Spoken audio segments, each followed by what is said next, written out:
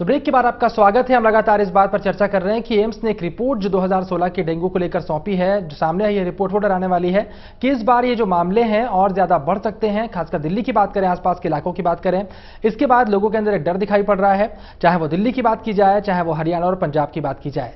लेकिन सबसे खास बात यह है कि तमाम एक्सपर्ट डॉक्टर्स जो हमारे साथ जुड़े हुए हैं, वो लगातार ये बात बता रहे हैं कि डरने की कोई बात नहीं है। सबसे पहली बात यह है कि अगर आप कुछ खास चीज़ों का ख्याल रखें तो आप डेंगू और चिकनगुनिया जैसी बीमारियां जिन मच्छरों से होती हैं उनको अपने आप से दूर रख सकते हैं, और ऐसे में बीमारियां आप तक पहुंचेंगी नहीं, आपके अपनों तक नहीं पहुंचेंगी। और अगर ये बीमारियां हो भी जाती हैं तो घबराने की कोई बात नहीं है, हवा खड़े करने की कोई बात नहीं है। इनका इलाज संभव है। इनके इलाज के लिए आप पैरासिटामोल की गोली ले सकते हैं। इस वक्त हमारे साथ लगातार जुड़े हुए हैं वीके बंसल साहब, आप सीएमओ हैं पंचकुला के। डॉक्टर साहब, तमाम जो हम चर्चा कर रहे हैं लगातार, आप लगातार इस बात को सुन भी रहे होंगे, एक हवा खड़ा कर दिया जाता है डेंगू को लेकर, चिकनगुनिया को लेकर। क्या आपके पास जो मरीज आते हैं, जिनसे आपकी मुलाकात होती है, ये डर आप उनके अंदर देखते हैं? और अगर ये डर दिखाई पड़ता है तो किस तरह से आप इस डर को दूर करते हैं? बिल्कुल ठीक बात है। ये जो डर है डेंगू को लेके और चिकनगुनिया लेके मरीजों में होता है, और पर्टिकुलरली जो डेंगू है उसको लेके बड़ा ज़्यादा डर होता है, और वो हर एक अपनी जो भी समस्या होती है उसको प्लेटलेट काउंट से जोड़ते हैं, जो कि बिल्कुल गलत है।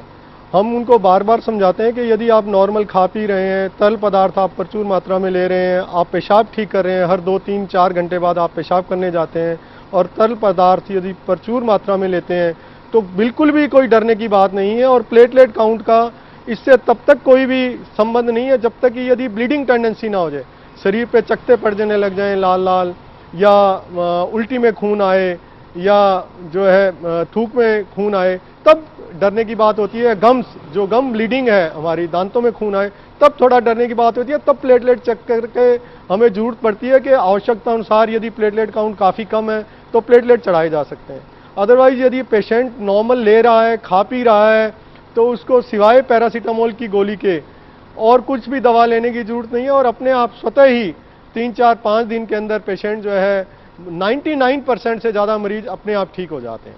बिल्कुल बस साहब, ये भी जानना आज ही मेरे पास एक पेशेंट आया था, वो कह रहा था मेरे को डेंगू पॉजिटिव आया है जी, और वो 80,000 अपने प्लेटलेट बता रहा था, लेकिन बहुत ज़्यादा डरा हुआ था।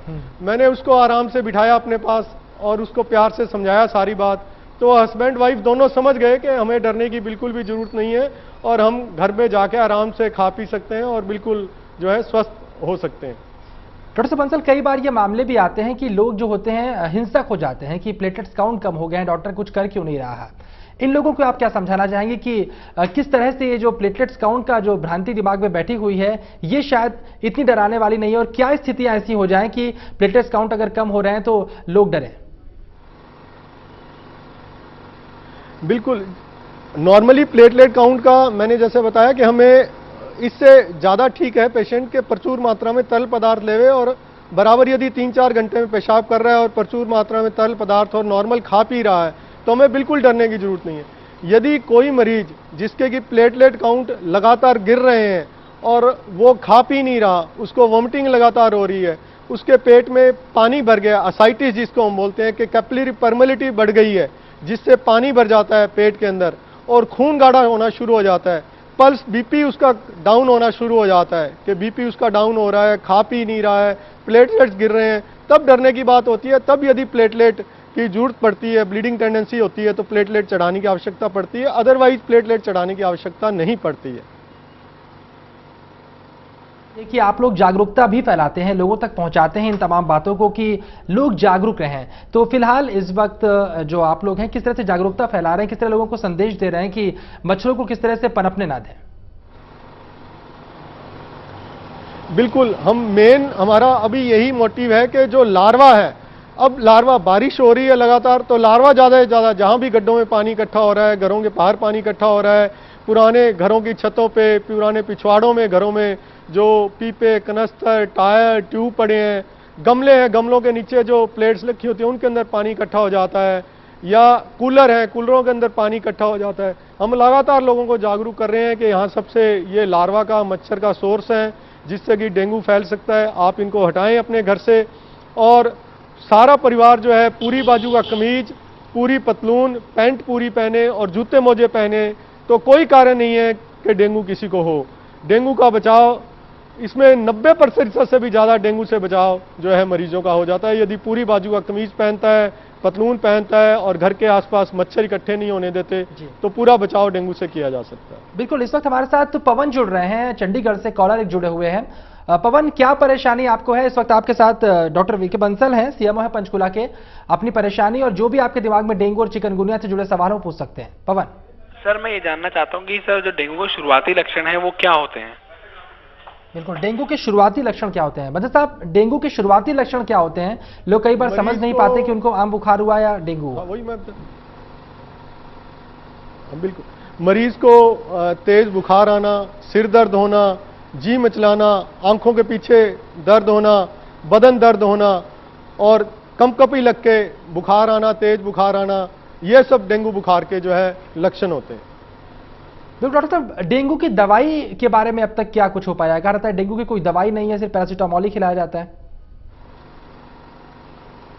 ऐसा है, डेंगू एक वायरल बुखार है जो कि फैलता मच्छर के थ्रू है।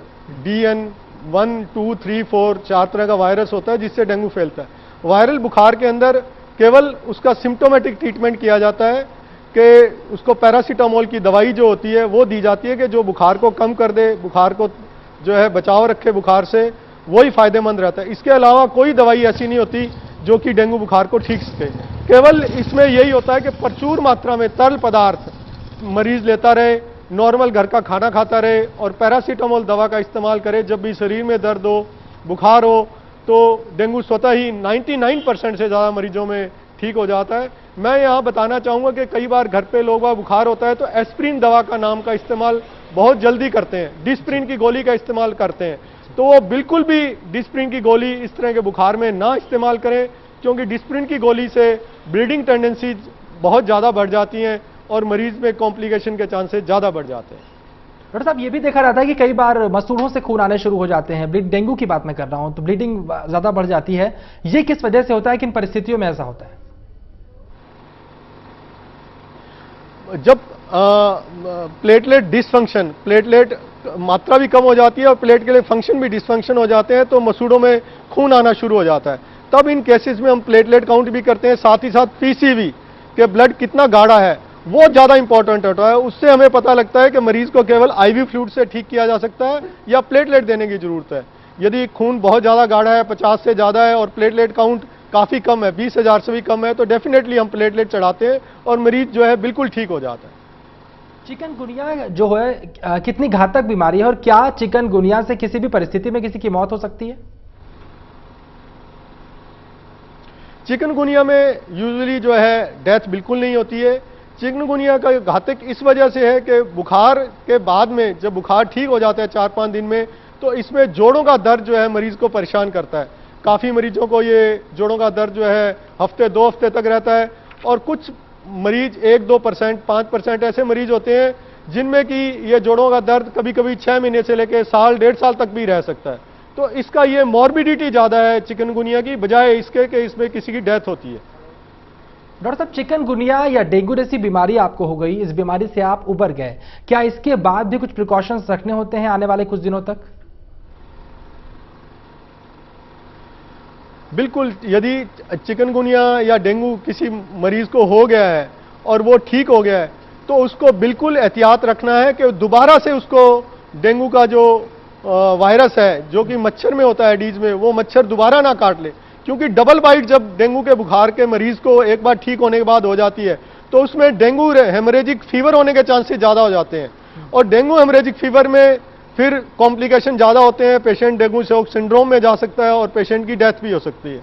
तो बिल्कुल मैं ये कहूँगा कि जो डेंगू के मरीज हैं, पर्टिकुलर इसीलिए जहाँ पर भी डेंगू का केस पॉजिटिव पाया जाता है, हमारी स्वास्थ्य विभाग की टीमें जाती हैं, वहाँ सर्वे करती हैं आसपास के 100 घरों का और एंटी लार्वल मेजर लिए जाते हैं, फॉगिंग की जाती है ताकि डेंगू मच्छर को मारा जा सके।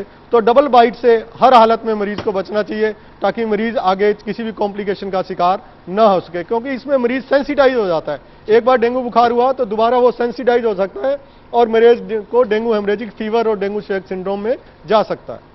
बिल्कुल, बंसल साहब ने बहुत खास बात बताई है। जिन लोगों को ये बुखार होता है वो ठीक हो जाते हैं, तो उन्हें इस बात का बहुत ज़्यादा ख्याल रखना चाहिए कि दोबारा उनको वो मच्छर ना काटे, क्योंकि अगर दोबारा उनको डेंगू होता है तो ये काफ़ी ज़्यादा खतरनाक साबित हो सकता है। ऐसे में एहतियात बरतनी बहुत ज़रूरी है। डॉक्टर साहब, एक बात आपसे और जानना चाहूँगा कि जब किसी व्यक्ति को घर परिवार के अंदर डेंगू हो जाए या चिकनगुनिया जैसी बीमारी हो जाए तो क्या उसे आइसोलेट करना चाहिए? क्योंकि जिस तरह आपने बताया कि ये जो बीमारी है वो मच्छर के काटने से फैलती है। बिल्कुल, मच्छर के काटने से फैलती है। आइसोलेट का मतलब ये नहीं है वो घर में रहे अपना और लोग बाग दूसरे घर में उसके साथ हैं, कोई दिक्कत नहीं है, वो साथ में रहें, खाएं पिएं, कोई आइसोलेट करने की जरूरत नहीं है उसको घर में। ये नहीं है कि मरीज को किसी को डेंगू हो गया घर में, वो जिस कमरे में सो रहा है दूसरे उस कमरे में उसके साथ ना सो सकें या खाना पीना शेयर ना कर सकें। बिल्कुल ऐसा नहीं है। केवल ये ध्यान देने की जरूरत है कि जिस घर में डेंगू का मरीज हो गया है, डेंगू हो गया है, वो अपने आसपास मच्छर ना होने दे किसी भी हालत में। यदि आसपास पानी खड़ा है, गड्ढे हैं, कूलर हैं, घर में पुराने टायर ट्यूब पड़े हैं, पीपे कनस्तर पड़े हैं, वो मच्छर का सोर्स हर हालत में, लार्वा का सोर्स हर हालत में जो है खत्म कर दें। हमारी स्वास्थ्य विभाग की टीमें भी उसमें पूरा सहयोग देती हैं, उसके घर में जाती हैं, एंटी लार्वल पूरे मेजर लेते हैं, हम फॉगिंग भी करते हैं, मच्छर भी मारते हैं। चाहिए कि वो मच्छर से बचें और घर में बिल्कुल भी मच्छर ना होने दें। जाहिर सी बात है घर में मच्छर ना हो, क्योंकि अगर किसी परिवार में किसी को डेंगू हो गया और वो मच्छर अगर मरीज को काटता है और मरीज को काटने के बाद किसी स्वस्थ व्यक्ति को काटता है तो उसे भी डेंगू की बीमारी हो सकती है। तो ऐसे में इस बात का ख्याल रखें कि घर परिवार में अगर किसी को डेंगू हो गया है तो कम से कम मच्छर पर अपने बिल्कुल ना दें, क्योंकि ये काफी खतरनाक साबित हो सकता है परिवार के दूसरे सदस्यों के लिए भी। जिस तरह से ये बीमारी फैलती जा रही है, खासकर हरियाणा की बात करें तो हालांकि पंचकुला में जिस तरह अभी आपने बताया कि मामले कम आए हैं और चिकनगुनिया के मामले तो वहां पर बिल्कुल भी दिखाई नहीं पड़ रहे हैं, तो प्रसार इनका कब तक होगा और कब वो परिस्थिति आ जाएगी जब डेंगू और चिकनगुनिया का डर जो है वो आम लोगों में खत्म हो जाएगा? यूजुअली ये जो है समस्या जो है सर्दी आने तक, जबकि सर्दी पड़नी शुरू हो जाती है तो उसमें धीरे धीरे नवंबर के माह से ये कम होने शुरू हो जाते हैं। मच्छरों की डेंसिटी सर्दी में कम हो जाती है और 15-20 नवंबर के बाद में बिल्कुल जो है कोई भी मामला डेंगू का देखने को नहीं आता है। पिछले साल भी ऐसा ही हुआ था कि अक्टूबर के एंड तक इसके मामले आए थे और नवंबर के माह में जब सर्दी पड़नी शुरू हुई थी तो मामले स्वतः ही धीरे धीरे मच्छर खत्म हो गया था और मामले भी खत्म हो गए थे। क्योंकि मच्छर के काटने के बाद में कम से कम 7 से 10 दिन लगते हैं कि मरीज को डेंगू हो, तो वो जो पीरियड रहता है वो रहता है। अदरवाइज जो है अक्टूबर के एंड के बाद में जब नवंबर आ जाता है तो मामले कम हो जाते हैं और 15 नवंबर के बाद ऑलमोस्ट खत्म हो जाता है इसका प्रॉब्लम। जब मच्छर काटने के बाद डॉक्टर साहब ऐसा हो सकता है कि डेंगू या चिकनगुनिया से बीमारी ना हो और जो बीच का वक्त होता है उसमें कोई प्रिकॉशन लिया जाए या कोई ऐसी दवाई खाई जाए जिससे इस वायरस का असर ना हो बॉडी के अंदर? ऐसा नहीं है। यदि किसी को एक बार जो मच्छर एडीज मॉस्किटो यदि वो डेंगू का वायरस कैरीज करता है और वो बाइट कर गया किसी मरीज को, किसी नॉर्मल इंसान को, तो फिर ऐसा कोई भी उस विंडो पीरियड में न तो हमें पता लग सकता है कि ये इसको मरीज को ये मच्छर काटा है डेंगू का, और ना ही कोई ऐसी दवाई है कि जिससे ये हो सके कि उसको मरीज को डेंगू नहीं होगा। ये एक विंडो पीरियड है जिसको इंक्यूबेशन पीरियड बोलते हैं। इंक्यूबेशन पीरियड है कि उसमें वो मच्छर जब शरीर के अंदर प्रवेश कर जाता है, मच्छर की वजह से वो वायरस, तो वायरस को अपनी पॉपुलेशन बढ़ाने में, अपनी जनसंख्या बढ़ाने में जो टाइम लगता है उसको 7 से 10 दिन का, वो नॉर्मल चीज़ है।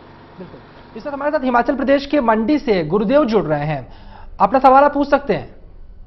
सर मेरे ना पहले ब्रदर को सर टीबी था, तो उनकी अभी तक फिटनेस में कोई सुझाव का नहीं आया, यानी टीबी तो ठीक होगी पर उनकी सेहत सर बनी भी पतले से वो।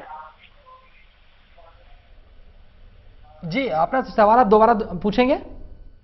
सर मेरे पहले ना ब्रदर को टीबी की बीमारी थी जी, तो सर टीबी की वजह से वो काफी कमजोर हो चुके थे, तो अभी वो कमजोर ही है, यानी कि टीबी तो ठीक होगी हुई है। चलिए डॉक्टर साहब, ये है कि कोई बीमारी अगर होती है, टीबी जैसी बीमारी मान लीजिए हो जाती है, कमजोरी एक होती है, तो उसके बाद अगर डेंगू या चिकनगुनिया होता है तो वो क्या और ज्यादा खतरनाक हो सकता है? हाँ, नेचुरली यदि टीबी का कोई मरीज टीबी की बीमारी से ग्रस्त है और वो कमजोर है जैसा कि इन्होंने बताया, तो ऑलरेडी ऐसे मरीजों में इम्यूनिटी कम होती है, तो डेंगू यदि ऐसे मरीजों में होता है तो नॉर्मल मरीजों की बजाय ऐसे मरीजों में उसमें कॉम्प्लिकेशन के ज़्यादा चांसेस होते हैं। तो लेकिन ऐसे मरीजों में यदि वो नॉर्मल खा पी रहे हैं और तरल पदार्थ नॉर्मल ले रहे हैं और पेशाब अपना रूटीन से 3-4 घंटे में कर रहे हैं, तब बिल्कुल भी कोई डरने वाली बात नहीं है। बिल्कुल डरने की कोई बात नहीं है। अगर पूरी तरह से चीज़ें भूख लग रही है, खाना खा रहे हैं, पेशाब वक्त में कर रहे हैं, तो डरने की यहाँ पर कोई भी बात नहीं है। और अगर किसी बीमारी से ग्रसित भी हैं तो जिस तरह का ट्रीटमेंट बताया, तरल पदार्थ अधिक से अधिक लिया जाए और पैरासीटामोल की गोली खाई जाए, तो ये डेंगू और चिकनगुनिया जैसी जो बीमारियां हैं वो ज़्यादा परेशान यहाँ पर नहीं कर सकती हैं। डॉक्टर साहब हमारे साथ लगातार जुड़े हुए थे, तमाम जानकारियाँ आपने यहाँ पर दी, आपका बहुत बहुत शुक्रिया। CMO पंचकुला वीके बंसल साहब, आपका बहुत बहुत शुक्रिया। तो यहाँ पर डॉक्टर साहब ने तमाम जानकारी बताई, डॉक्टर के अग्रवाल ने, डॉक्टर वीके बंसल ने यहाँ पर डेंगू और चिकनगुनिया से जुड़ी तमाम जो अहम जानकारियां साझा की है, उसके बाद MH1 के दर्शक ये समझ सकते हैं कि हालांकि सीजन जो है वो संभल के रहने वाला है, कुछ विशेष बातों का ख्याल रखा जाए तो ये जो बीमारी है आपके अपनों को नहीं होगी, आपको नहीं होगी, लेकिन अगर ये हो भी जाती है तो घबराने की कोई बात नहीं। तरल पदार्थों का अधिक से अधिक सेवन कीजिए, पैरासीटामोल ले सकते हैं और 99% में अस्पताल जाने की जरूरत नहीं पड़ती है, इसलिए घबराएं ना, डॉक्टर की सलाह लेके इलाज करें। फिलहाल मेरे साथ इस खास पेशकश में था ही। MH1 न्यूज पर लगातार खबरों का सफर जारी है।